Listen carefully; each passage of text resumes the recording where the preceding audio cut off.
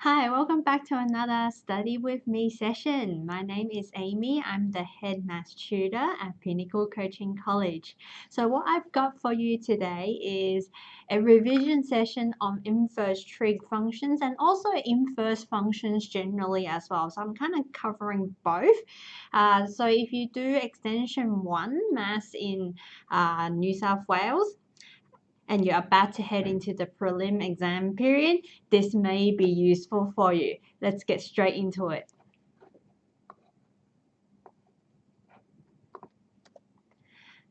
All right, so let's move this. So what are the key major areas I'm going to cover?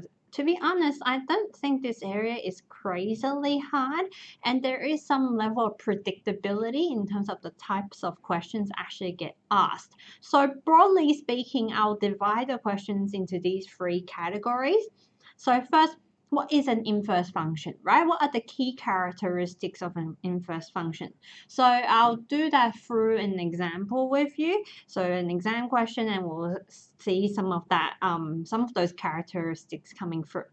Then how is inverse function specifically applied to trigonometric functions? So that's a very specific area.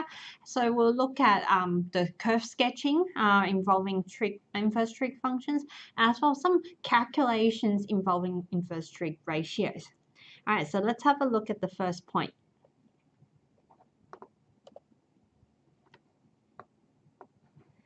All right, so what we have here is a very typical inverse function question, right? We've got a parabola.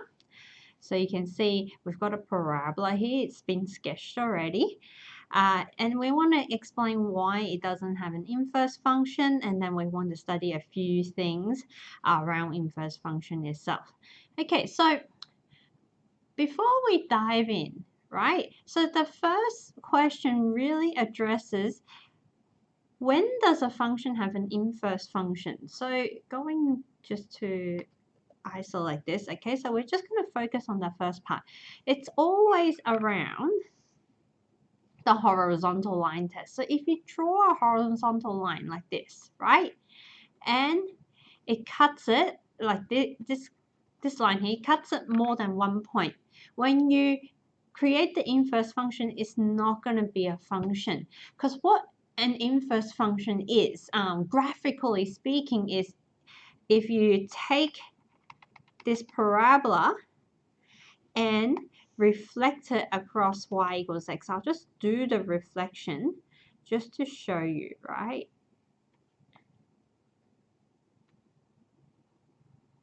It's roughly like that. Okay, so that would be the reflection across y equals x. And you can see that the red line is not a function. Remember what was the definition of a function? If you drew a vertical line through it, it cuts it more than once, it's not a function, it's a relation. All right, so that's where the horizontal line test came from. So to answer the very first part, really all you need to say here is, I might actually type this, just make it a little bit more legible. Okay, so fx does not have an inverse function. Just make this a little bit bigger. Since a horizontal line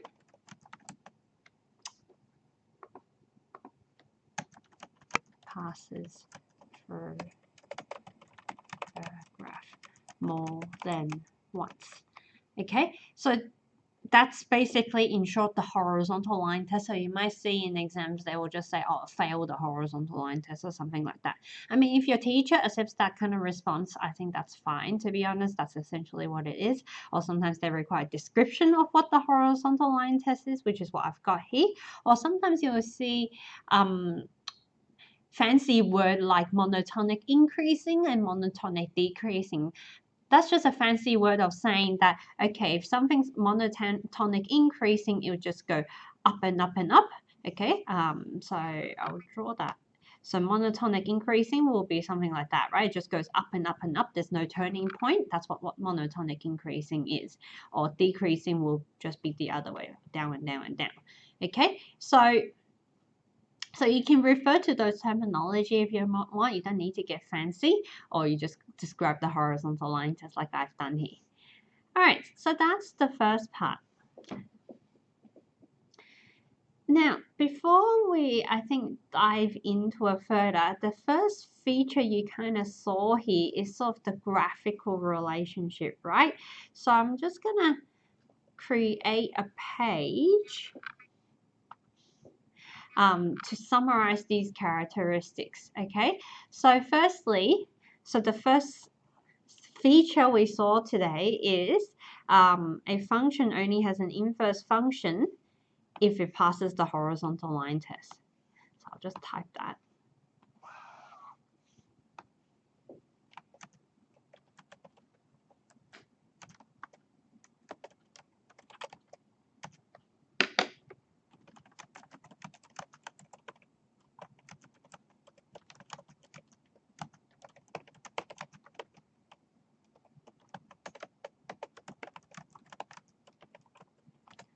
Okay, and then the second point is this, and I sort of kind of demonstrated that in our graphing situation as well.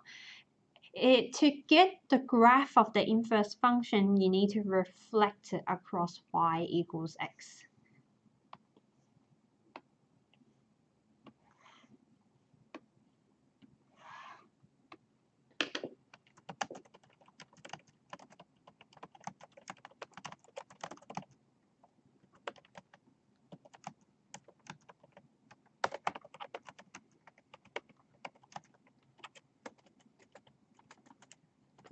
Sorry, wrong button.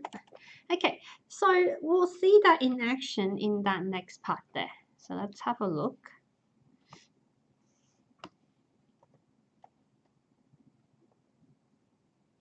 Okay, so in the second part, it goes sketch the graph of the inverse function, inverse gx of gx, where gx is that. So you can see now if we fail a horizontal line test, you can still have an inverse function. You just have to restrict the domain, like what happened in this part. So in the second part, okay, so actually, you know what I'm going to do? I'm going to just clean this up a bit, just so that I can draw directly onto it.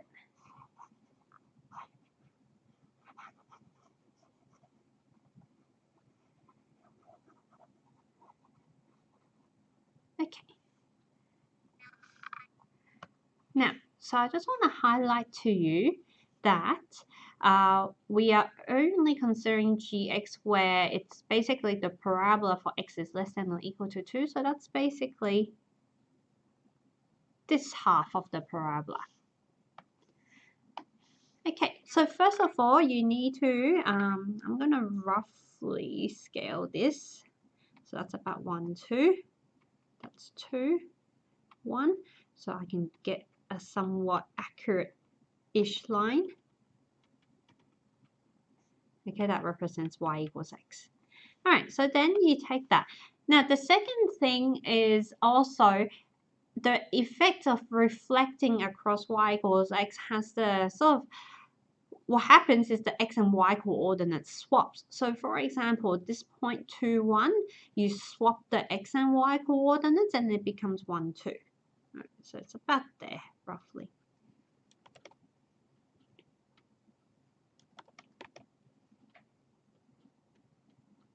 All right, 1, 2. Okay, so what you can do if you have this on a physical piece of paper, right, just rotate it so that you can see the line of reflection, yeah, and then you just try to mirror this. So I'm going to try to do this digitally. It's a little bit hard, but I'll give it a go. Hold on.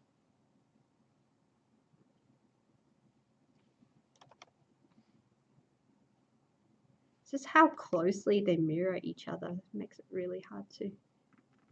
There we go. That's roughly it. Okay.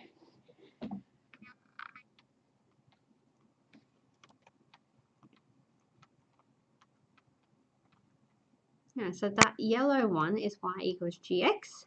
And then if you reflect that across y equals x, so you can see the xy coordinate swaps, and then we reflect that across. I think I didn't draw it too well. So it's probably more like that, but you know what I mean, okay? So that's the inverse function. It's just a basic reflection of the graph across y equals x. All right, so that's pretty much it, part 2.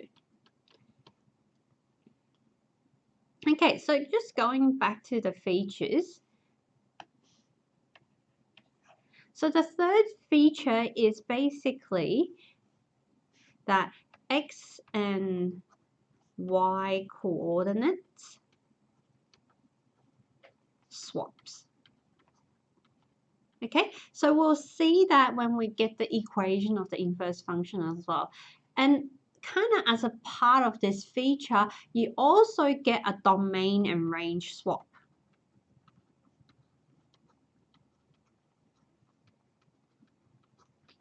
So that's not kind of a new property or independent property. It just follows from the fact that all your x and y values swap, so all the x and y relationships also swap.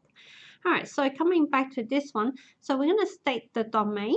Okay, so I'll take this opportunity to really look at this, right? So let's look at gx. Gx itself has a domain that is x is less than or equal to 2, yeah, because it's been restricted like that. And you can see that yellow bit, it's above 1 only, so it has a range that is less than or, sorry, not less than, greater than or equal to 1. Okay, so that means for the inverse function, they swap, right? Remember, the x and y relationship swaps. So the domain of the inverse function is x is greater than or equal to 1, and the range is y is less than or equal to 2. Okay, so we don't need the range to answer this part, but that's just for you to be aware that's actually what's happening. Domain and range actually swap. So the domain for the inverse function is x is greater than or equal to 1. Okay, so that's the answer. It's the range on the original function. All right, so finally, finding the expression for the inverse function. So this is where we really see that xy swapping behavior happening. So we always start with the equation of the original function, which is y is equal to x squared minus 4x plus 5. Okay. So the first thing to do here is literally swap your x and y. So you make your y x and you make your x y. And then from here, it's just about making y the subject. So in this case, with a quadratic equation, how we achieve that is we have to go through a process called completing the square. So I'm going to move the 5 across first.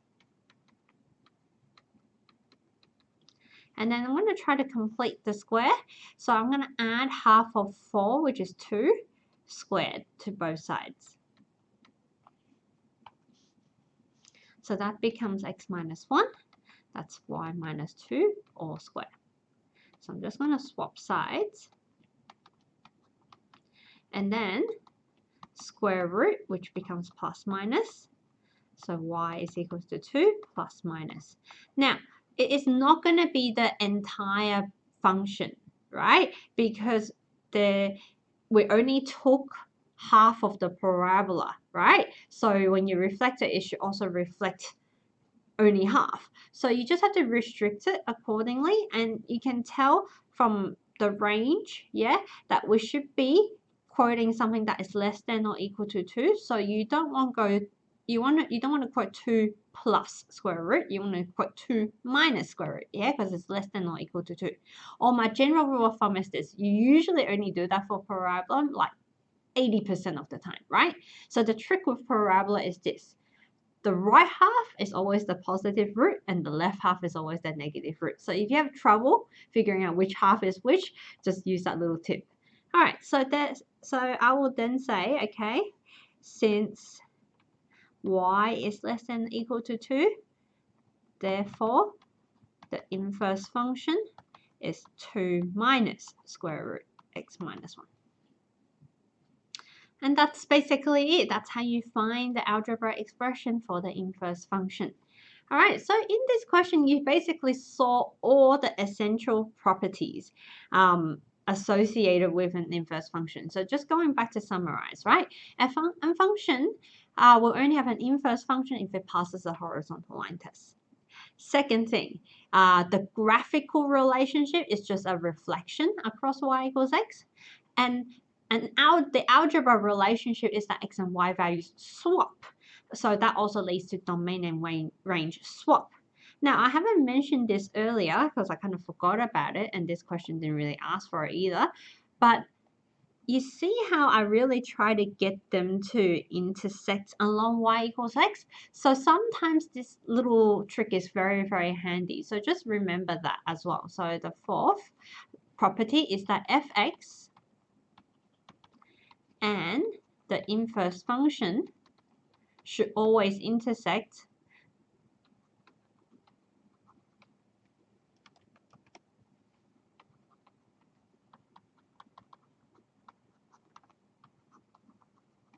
the line y equals x. I mean, there might be other points of intersection as well, but they definitely have intersection points along y equals x. So if your graph passes through y equals x, yeah, that point needs to also sit on the inverse function. That's what you need to illustrate. And that pretty much sums up how inverse functions work as a category of functions. Hopefully this example really helps you. All right, so moving on, we're now looking at how it specifically applies to trig functions. Now, I'm not going to go into detail around how you get to from the trig functions into the inverse trig functions. Essentially, what's happened is I'll just very briefly mention, let's say the sine graph, right? So the thing with sine functions, cosine functions, tan functions, I'll just kind of do it like this. So let's say we've got sine x. Okay, the thing is it's like they're waves, right? There is no domain restriction. They just continue indefinitely. So a sine function on its own is going to fail the horizontal line test, and this is where the restrictions come in. So mathematicians have come in and said, okay, I'm going to restrict it to certain domain for all three functions, and then take the inverse of that. That's the inverse trig functions, okay? And that's how they've been defined. So for the inverse sine function, what happened was they restricted it so that we're only looking at pi on 2 to minus pi on 2, and then you reflect that across y equals x to get to the inverse sine function as you see in this diagram. All right, so with the graphing of this, the most important point is just to know what the basic graph looks like. So just the first one looks like this, and know the restrictions. So the domain you can see is in between minus 1 and 1, and you can see the range is in between minus pi on 2, pi on 2. So minus 90 to 90. For inverse cosine, it's same domain. Yeah, because both sine and cosine function oscillates between 1 and minus 1, by the way. That's where it came from. Can't go over that anyways. And the range is between 0 to pi. And then finally, for the inverse tan, it has two asymptotes at pi on 2 minus pi on 2. Okay, so the domain is actually all real x. There's no real restrictions around that, and the range is in between minus pi on 2, pi on 2. All right, so inverse trig function, just know the restrictions, know what the basic graph looks like, and the sketching of it is very, very easy. So let's take a look. So for example, this guy. All right, so before we dive in, right, let's just very quickly, I'm going to draw a rough sketch.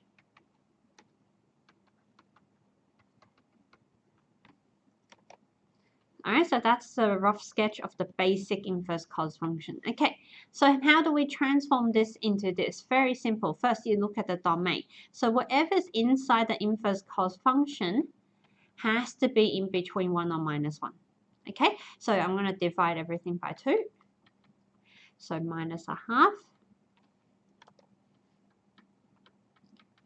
Okay, so that's your new domain. Okay, and then the range. Now, the key thing about the range is inverse cosine, or inverse cosine 2x in this case, it's always between 0 and pi. Yeah, it's always between 0 and pi. So what happened here is times 3. So you just times 3 to all your boundaries and you'll get your new range. So it should be between 0, so that's your y, 3 pi. Okay, that's it. All right, so the number outside triples all your y coordinate. Okay, the number inside adjusts your domain. All right, so the graph of the function itself looks something like this. So you'll find that pretty much if you just take that graph and change the numbers, that's pretty much it. All right, so that's minus a half. You don't even need to draw to scale really. And that should be a 3 pi, and that should be a halfway 3 pi on 2. And notice it stops, yeah, no arrows, it stops at those points. All right, so that is the graph of 3 inverse cosine 2x. Yeah, simple. So let's take a look at this question. This time it's a multiple choice. Okay, so let's start with the inside first, right? You're tossing between 2x and x on 2. Well, let's have a look. So based on what we were doing earlier, right, you just equate the inside to between minus 1 and 1. You can see it's supposed to be between minus a half and a half. That's not what you have. So B, D, gone. All right, so it should be between C and D. I mean, just to confirm, right? Let's put that between minus 1 and 1. All right, so it's in between minus 2 and 2. Okay, so these two are so far so good. So now you just have to decide, okay, am I doing times 3 or 3 on 2? Well, let's think back to what the inverse sine function actually looks like.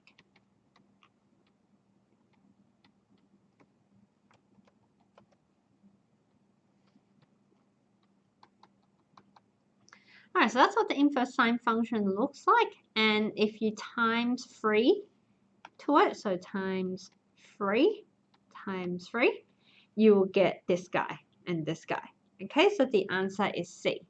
If it's 3 on 2, yeah, if you times 3 on 2, it would be 3 pi on 4. And that's not what we're looking for. So that's why D is not right. So hopefully that makes sense to you. Let's have a look at the inverse tan function now.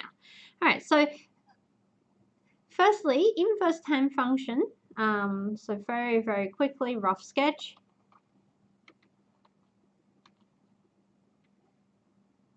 Looks like that. In between pi on 2 and minus pi on 2.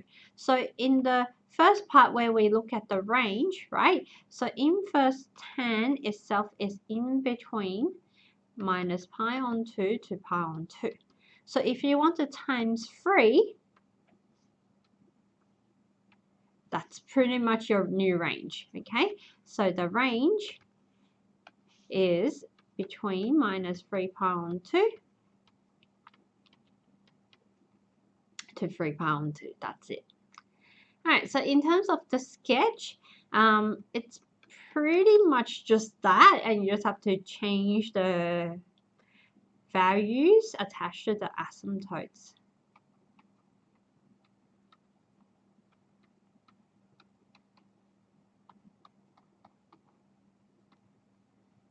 So it's 3 pi on 2 minus 3 pi on 2.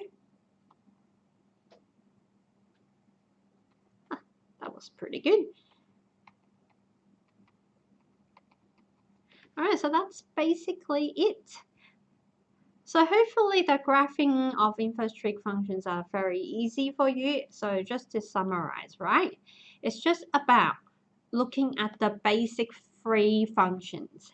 You work out the domain, and in the case of inverse tan, it's all real x. You look at the range and adjust accordingly, yeah, based on what numbers you have, and then pretty much it's the same graph, but with different numbers.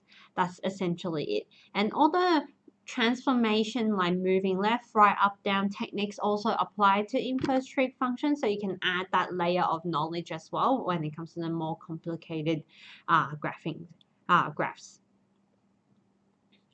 Okay, so now the more important thing is actually the calculation, because I think that's where a lot of students trip up. I mean, to be honest, it's not hard.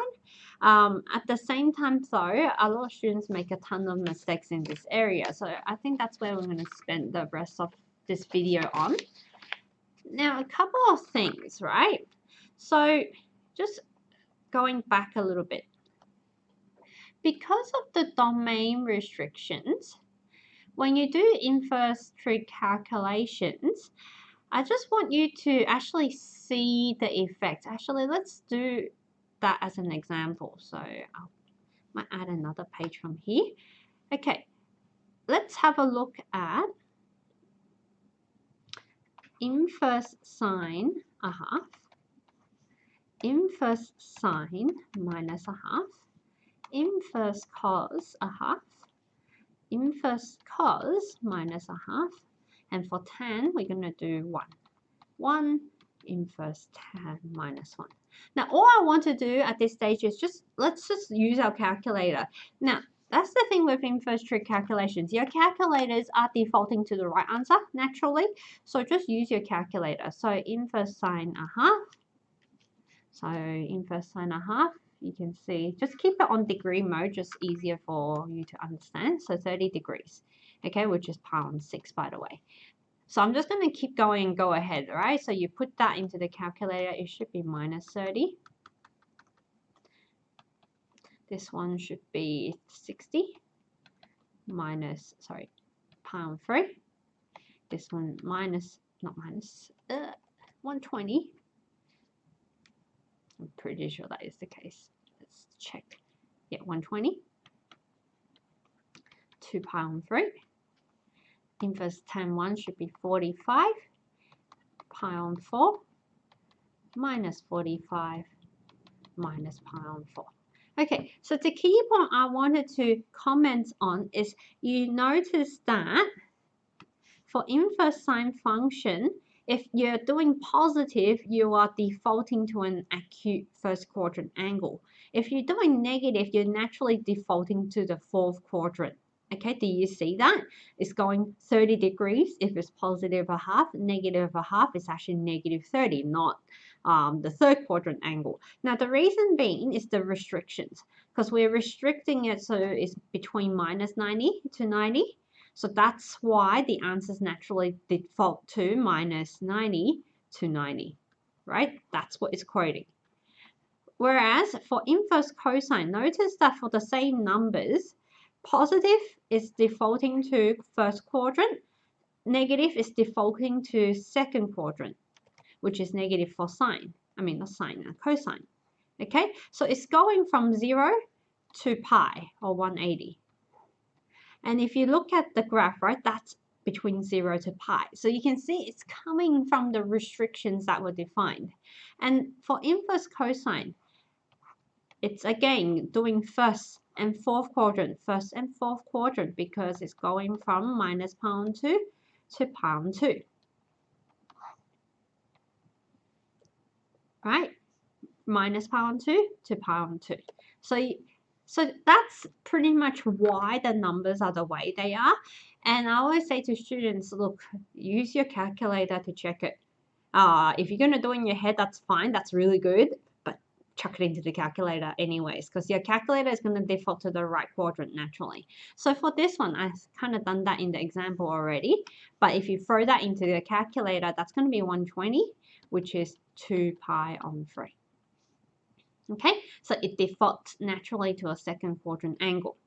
Now, this one, every year I put this out to my students, the answer is 3 pi on 5. And what I'll do is get them to check it on their calculator. Okay, so 3 pi on 5, if you just convert that back into degrees, it should be 108 degrees. Okay, so what I want you to do is this, just throw in exactly this, yeah, into the calculator. Let's see what happens. All right, so it didn't come out 108 degrees, at least it didn't for me. I hope it didn't come out like, so my one came out as 72 degrees. Okay, which is equivalent to 2 pi on 5. So it's not actually 3 pi on 5. Okay, and that's how most people lose that 1 mark. So that's why just a basic calculator cross-check would have gotten you the right answer. Now, why it wasn't 3 pi on 5 or 108 degrees is, let's think about where 108 degrees is. 108 is a second quadrant angle. Okay, so this is outside that range of between, so remember the range was between minus 90 to 90. It's outside that range. So that's why it didn't produce 108. It converted it into an equivalent answer in the first quadrant, which is 72 degrees. Okay, so that's what happened. It converted 3 pi on 5, which has a 2 pi on 5 related angle, yeah, back into a first quadrant answer, which would have been 2 pi on 5. And that's pretty much all that is, right? So if you use the calculator and double check it, you will get the right answer for a lot of these things. Hopefully that makes sense for you. All right. So how about these ones, right? These ones, you have to get the exact answer. So you can't, it's not just a question of throwing it into the calculator. You actually have to do some working here. So the key point is those inverse functions are angles, right? So you let theta equals to that. Yeah, so what you're finding, so sine 2 inverse cos 2 on 3 is actually sine 2 theta. That's what you're looking for. Okay, so with that in mind, I'm just going to do a couple of things. So firstly, I'm going to make that cos theta. I'm going to draw a right angle triangle as well to reflect this. Okay, so remember cosine is adjacent over hypotenuse. So these numbers are adjacent over hypotenuse. Using Pythagoras, jump the gun a bit, 2 squared. So that would be root 5. Okay, work out the third side. And then we can use this triangle to help us evaluate this exactly. So sine 2 theta can be converted into 2 sine theta cos theta using the double angle rule. And then we just look at this triangle for the numbers. So sine theta is root 5 on 3. And cos theta is 2 on 3. And then you just simplify that. That's it. Okay, so now we can get the exact answer of this, and you can always check this in your calculator, right? So see if 4 root 5 of 9 is actually the same as this. Yeah, just chuck it into your calculator. All right, so I hope this basic example makes sense. So now this can be then taken to the next level, to something like this, to find the exact value of this thing. So it looks complicated, but as I say, inverse trig functions are angles, right? So I'm going to do this. So I'm going to let alpha be inverse tan, a half, and beta be inverse sine, a quarter. So that means tan alpha is a half, sine beta is a quarter. Okay, so what you're trying to evaluate is cos alpha plus beta, right? Because we've defined these guys as alpha and beta. So once you put it in these terms, it's very simple, right? Compound angle rule, cos alpha, cos beta, minus sine alpha, sine beta. Now, to find these, we go through that same triangle technique that I talked about earlier. So let's start with the tan. So tan alpha, opposite over adjacent is 1 on 2. Then the third side would be square root of 4 plus 1, so root 5. This guy, I'm going to do it here, more room. 1 on 4, so 1, 4. Opposite over hypotenuse, Pythagoras, 16 minus 1, so root 15. Okay, so now we can fill in all the different numbers. So cos alpha is 2 on root 5. Cos beta is root 15 on 4. Sine alpha is 1 on root 5. Sine beta is 1 on 4. That's it. Okay, so now we'll try to simplify this a little bit. 15 on 5, 1 on 4 root 5. Okay, I'm going to find some space somewhere. Let's do it here. All right, so 1 on 2, 15, so that's 3. And I'm just going to rationalize that second part so I can then combine this together. And then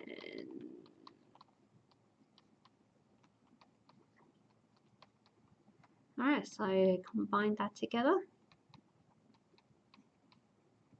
That's pretty much it. Alright, so hoping that makes sense. Obviously, you couldn't get that with your calculator, not the exact, right? So that's how you get to the exact. So you first use the angles, yeah, to help you build a triangle that lets you work it into any of the other ratios as needed, and then you just pick a relevant compound angle rule. Now, a more advanced version of this question looks like this. So this is a real exam question. It probably should be worth 3 marks rather than 2 marks. So it's a little bit tough, right, if you don't know what you're doing. Okay, so first you start with the side that has more things attached to it, and just gonna let alpha be inverse tan 2/3 and beta be inverse cosine 2 on root 5. Okay, so I'm going to say tan alpha is 2 on 3, cosine. Cos beta is 2 on root 5. So I won't construct the triangle yet. Let's figure out what we're trying to consider. So you're trying to go alpha plus beta is inverse tan that. Okay, so with that in mind, if you sort of imagine taking the tan back to the other side, you're trying to get tan alpha plus beta is 7 on 4, okay? So that's exactly what we're going to do. We're going to consider the expansion of tan alpha plus beta, okay? Which is tan alpha plus tan beta 1 minus tan alpha tan beta. Okay, compound angle rule. All right, so looking at the constituents, tan alpha is easy. We don't even need a triangle, so that's why I haven't drawn them yet. All right, so tan alpha is just 2/3. We do need to work out tan beta, so let's quickly work that out. So that's 2 root 5. That will be 5 minus 4, so 1. Okay, so tan alpha is 2 on 3. Tan beta is 1 on 2. 1 minus 2 on 3 times 1 on 2. Alright, so then it's just a matter of throwing a lot of this stuff into the calculator. So the top bit is 7 on 6, the bottom bit is 2 on 3. And then you just evaluate that, which should be 7 on 4. Okay, so what you've got is, do that in a different color, so therefore, tan alpha plus beta is equals to 7 on 4. That's what we got. So that means alpha plus beta is inverse tan 7 on 4. But alpha and beta, what were they? They were these things. So inverse tan 2 on 3 plus inverse cosine 2 on root 5 is equals to inverse tan 7 on 4.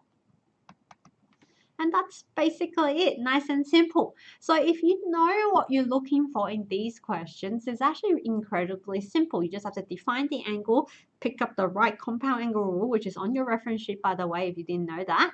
And that's it, and just put it all together. If you know what to do, very, very easy marks in this particular topic. So I'm hoping that has helped you with your revision, hopefully. And this is probably one of the last one in this study with me series. I feel like, you know, we're getting incredibly close to the prelim exams, and you know, hopefully you have started studying, and you know, we've got heaps of resources on our website. Make sure you go check it out. I've done at least 7, 8 different topics now.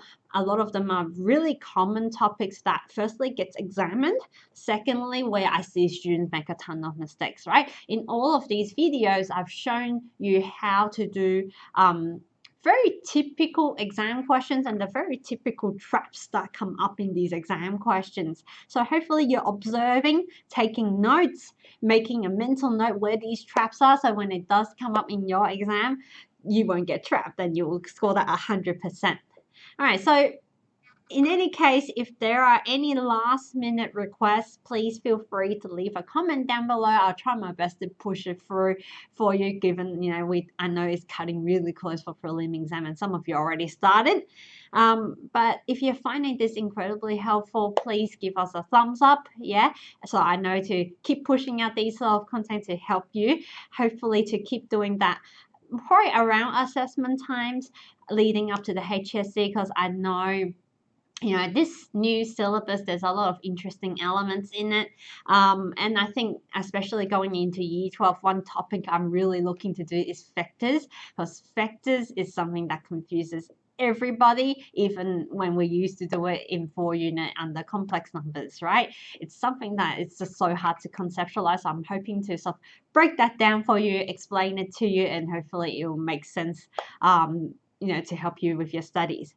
All right, so that's it for today. Bye for now.